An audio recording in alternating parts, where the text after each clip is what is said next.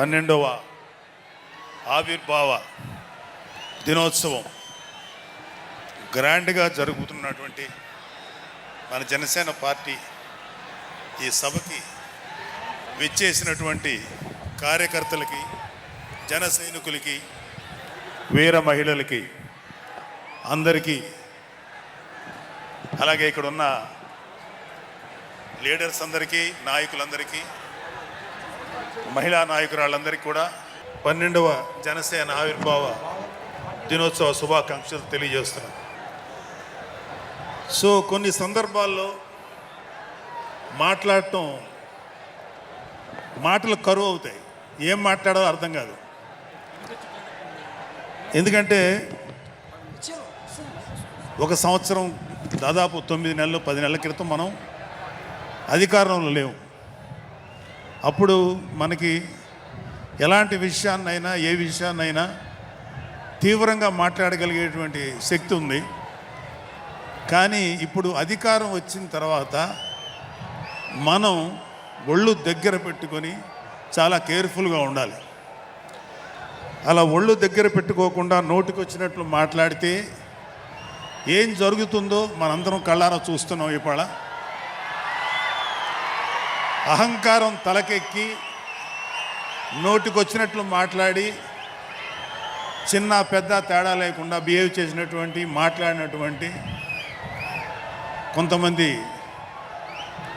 ప్రతిపక్ష అని చెప్పలేములేండి, ప్రతిపక్షం లేదు కదా, నాయకులకి ఏం జరిగిందో తెలుసుకున్నాం. కాబట్టి ప్రతి మాట ఆచితూచి మాట్లాడాలి. సో అందుకని కొంచెం అది కూడా కాకుండా మేమందరం కూడా మాకు కొన్ని లిమిటేషన్స్ ఉన్నాయి. మన ప్రెసిడెంట్ గారు ఏమాత్రం ఒక మాట తేడాగా మాట్లాడినా ఒక ఏ విధంగానూ స్పేర్ చేయనటువంటి వ్యక్తి, ఒక డిసిప్లైన్డ్ లీడర్ ఆయన. సో ఆయన ఆధ్వర్యంలో చాలా జాగ్రత్తగా పనిచేస్తాం, జాగ్రత్తగా మాట్లాడతాం. Thank you very much. అసలు ఒక 12 సంవత్సరాల కాలం అంటే మన హిందూ సాంప్రదాయంలో 12 సంవత్సరాలకి ఒక ప్రత్యేకత ఉంది. మన కృష్ణా, గోదావరి లాంటి నదులకి పుష్కరాలు జరుగుతుంటాయి. చాలా పవిత్రమైన రోజులు అవి. అలాగా మిగతా అన్ని ఆవిర్భావ సభలు ఒక ఎత్తు అయితే ఈ 12వ ఆవిర్భావ సభ ఒక నదికి వచ్చిన పుష్కరాలు ఎంత పవిత్రమైనయో అంత గొప్ప రోజు ఈరోజు. సో ఈ అవకాశం మనకి ఇచ్చినటువంటి పవన్ కళ్యాణ్ గారికి మనం అందరం సదా కృతజ్ఞులై ఉండాలి. ఇప్పుడు పవన్ కళ్యాణ్ గారు ఆయన సాధించినటువంటి సక్సెస్, ఆయన సాధించినటువంటి విజయం మనం ప్రత్యేకంగా చెప్పుకోకర్లా. 100కి 100% స్ట్రైక్ రేట్ తోటి ఆయన విజయాన్ని, అద్భుతమైన విజయాన్ని సాధించడంతో పాటు అటు రాష్ట్రంలోనూ దేశంలోనూ ప్రభుత్వాలు నిలబెట్టడానికి ఒక వెన్నెముగ్గా నిలిచారు. సో ఆయన గురించి ప్రత్యేకంగా ఏమీ మాట్లాడక్కర్లేదు, ఎందుకంటే చాలామంది చాలాసార్లు మాట్లాడుతున్నారు. మనం తెల్లారులేస్తే టీవీల్లో అన్ని చోట్ల చూస్తున్నాం. ఆయన తీసుకున్నటువంటి Panchayati Raj, water works, forest department ఎంత ఎఫిషియెంట్గా పనిచేస్తున్నారో, అలాగే మన మినిస్టర్లు తీసుకున్నటువంటి ముఖ్యమైన శాఖలన్నీ కూడా ఎంత ఎఫిషియెంట్గా పనిచేస్తారో మనందరం చూస్తున్నాం. సో స్పెసిఫిక్గా కళ్యాణ్ బాబు గారు ఎంత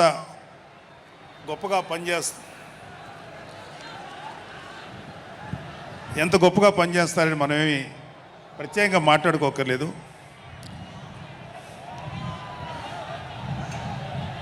సో అయితే ఎన్ని మాట్లాడినా ఒక విషయం అయితే మనం మాట్లాడుకోవాలి. ఒక సినిమా స్క్రిప్ట్ కానీ, ఒక ఉపన్యాసం కానీ, దానికి కొన్ని లక్షణాలు ఉంటాయి.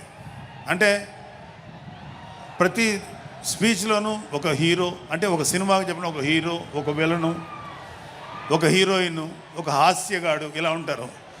సో మనం వైసీపీ హాస్యగాళ్ళ గురించి చెప్పుకోకుండా ఈ స్పీచ్ని ఎండ్ చేయలేం. ఎందుకంటే జగన్ లాంటి హాస్యనటుడు కనే కళల గురించి మీకు చెప్పాలి. ఆయన ఎలక్షన్స్ అయిపోక ముందు నిద్రలోకి వెళ్ళారు. ఇప్పటికి నిద్ర లేవాలి. అప్పుడప్పుడు నిద్రలో లేచి కలవరిస్తుంటారు. మొన్న కూడా ఒక మాట చూశారు. కళ్ళు మూసి తెరిచేలోగా 9 నెలలు అయిపోయినాయి, ఇంకెంత, ఇంకాసారి కళ్ళు మూసి తెరిచేలోపుగా 5 ఏళ్ళు అయిపోతాయి, ఆ తర్వాత అధికారం మాదే అని ఆయన మాట్లాడుతుంటే అంతకన్నా ఏ హాస్యగాడు కూడా అంత అద్భుతంగా చేయలేడు. అంత అద్భుతంగా హాస్యం చూపిస్తున్నారు ఆయన. కానీ ఆయనకి నా సలహా ఏంటంటే, సార్ మీరు నిద్రలోనే ఉండండి, అప్పుడప్పుడు కలవరించండి, తప్పులేదు. ఇంకొక 20-30 ఏళ్ల తర్వాత మీరు కల్లో నుంచి బయటికి రండి, అప్పుడు దాకా మిమ్మల్ని ఎవ్వరూ డిస్టర్బ్ చేయరు. ఇది నాకు మనస్ఫూర్తిగా నేను మీకు ఇచ్చే సలహా. మీరు 20 ఏళ్ల తర్వాత మేలుకోండి, ఆ తర్వాత మీ ఇష్టం. మేమైతే 20 ఏళ్ల దాకా మిమ్మల్ని హ్యాపీగా పడుకోమనే సలహా ఇస్తున్నాం.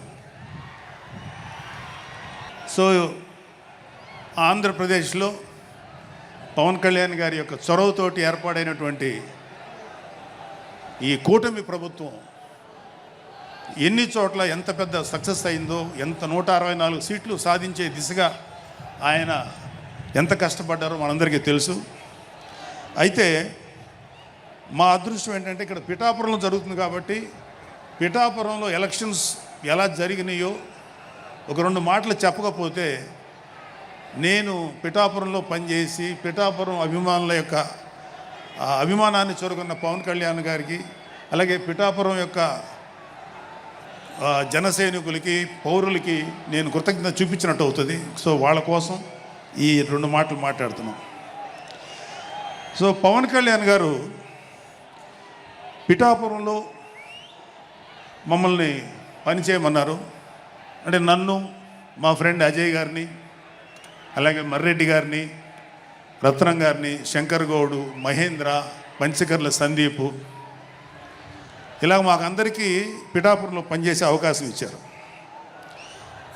మేము పని మొదలెట్టిన తర్వాత మాకు అర్థమైంది ఏంటంటే, పవన్ కళ్యాణ్ గారికి ఆల్రెడీ ఇక్కడ విజయం ఖరారైంది. మనం ఓన్లీ పని చేస్తున్నట్టుగా ఉండడమే తప్ప మనం కొత్తగా చేయాల్సిన పని ఏమీ లేదు అని చెప్పి నాకు అర్థమైంది. నాకే కాదు మా అందరికీ అర్థమైంది. సో మేము దీన్ని ఎంత గొప్ప అదృష్టంగా తీసుకుంటున్నామంటే, పవన్ కళ్యాణ్ గారు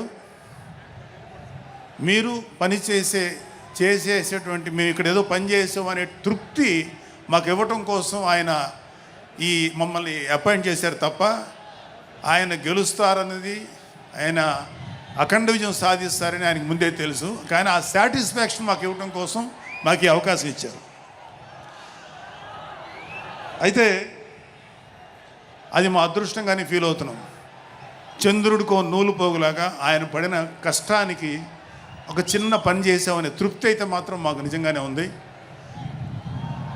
అయితే ఇక్కడ పిఠాపురంలో పవన్ కళ్యాణ్ గారు అఖండ విజయం సాధించడానికి 2 ఫ్యాక్టర్స్, 2 ఇంపార్టెంట్ ఫ్యాక్టర్స్. ఒకటి మన ప్రెసిడెంట్ జనసేనాని పవన్ కళ్యాణ్ గారు అయితే, రెండో ఫ్యాక్టర్, నాట్ వ్యక్తి, ఫ్యాక్టర్ పిఠాపురం జన సైనికులు, పిఠాపురం పౌరులు, పిఠాపురం ఓటర్స్. వీళ్ళిద్దరూ లేకపోతే మేము ఏమి చేసినా ఏం ఉపయోగం లేదు. సో మాలో ఇంకెవరైనా సరే పవన్ కళ్యాణ్ గారి విజయానికి నేనే దోహదపడ్డాను అని ఎవరన్నా అనుకుంటే అది వారి కర్మ, అంతకంటే ఏం చేయలేం. సో ఇక్కడ మన ప్రెసిడెంట్ పవన్ కళ్యాణ్ గారికి ఆయన గురించి చెప్పడానికి ఒక ఇంపార్టెంట్ విషయం చెప్పాలి. అది ఏంటంటే, మొన్న ఈ మధ్యన మా అమ్మగారితో మాట్లాడుతున్నప్పుడు మా కళ్యాణ్ బాబు గురించి ఒక మాట వచ్చింది. యాక్చువల్గా ఇక్కడ నేను ఒక అన్నగా మాట్లాడకూడదు, కానీ నేను ఒక పార్టీ జనరల్ సెక్రటరీగా మాట్లాడాల్సి వచ్చినా కూడా ఒక అన్నగా ఈ ఒక్క విషయం నేను చొరవ తీసుకుని మాట్లాడాలి. సో మా అమ్మని అడిగాను. అంటే ఆవిడ నాతో చాలా ఫ్రెండ్లీగా ఉంటుంది. ఆవిడని అడిగా, ఏదో మాటల్లో వచ్చింది,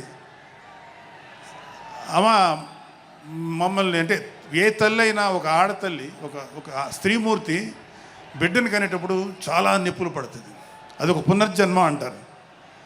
అలాంటిది నేను మా అమ్మని అడిగా, నేను పుట్టినప్పుడు ఏమన్నా పెయిన్స్ అనుభవించావమ్మా అని.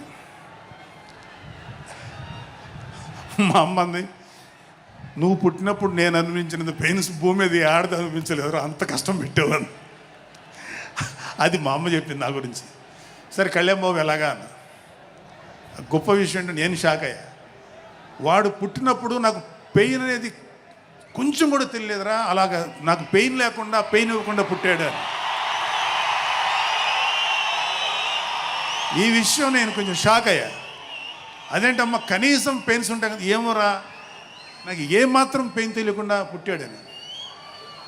సో నేను ఏమంటానంటే,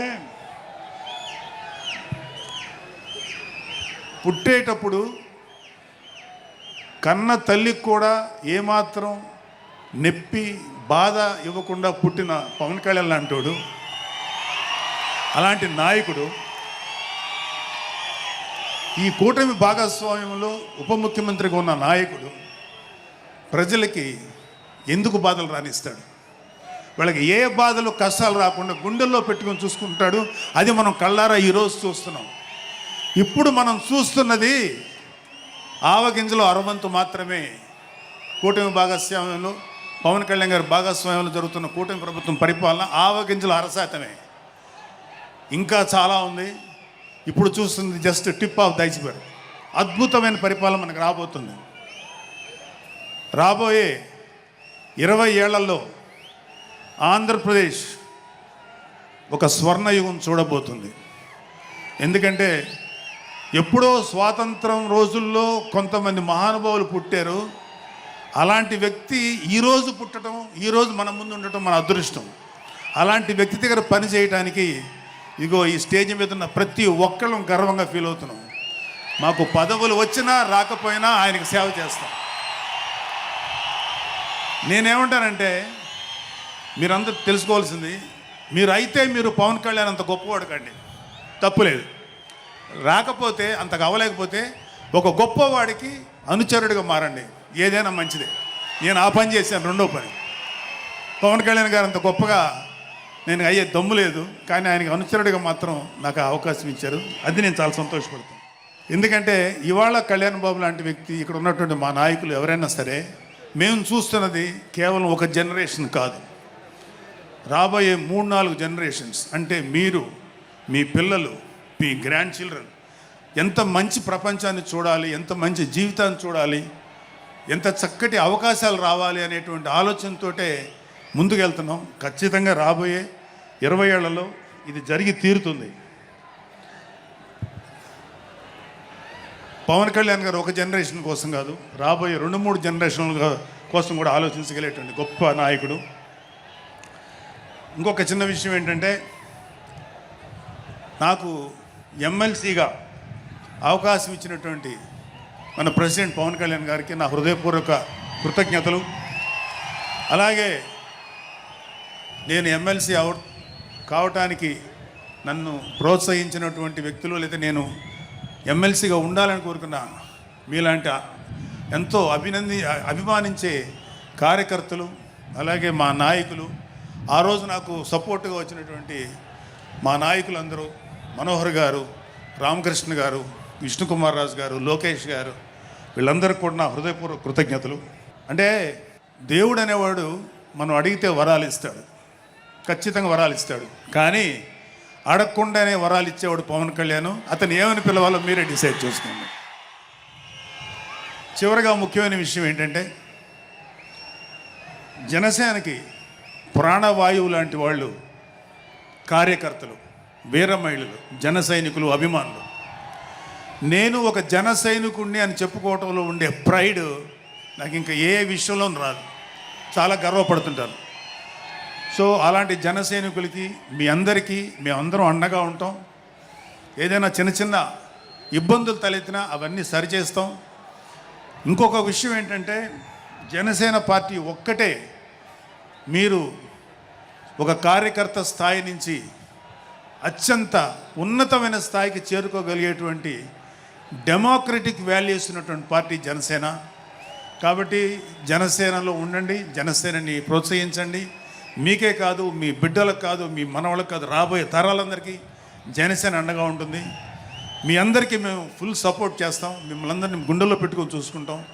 ఎందుకంటే మా వెనకాల ఉన్నది ఒక శక్తి, దట్ ఈస్ పవన్ కళ్యాణ్. జై పవన్ కళ్యాణ్, జై జనసేన, జై హింద్.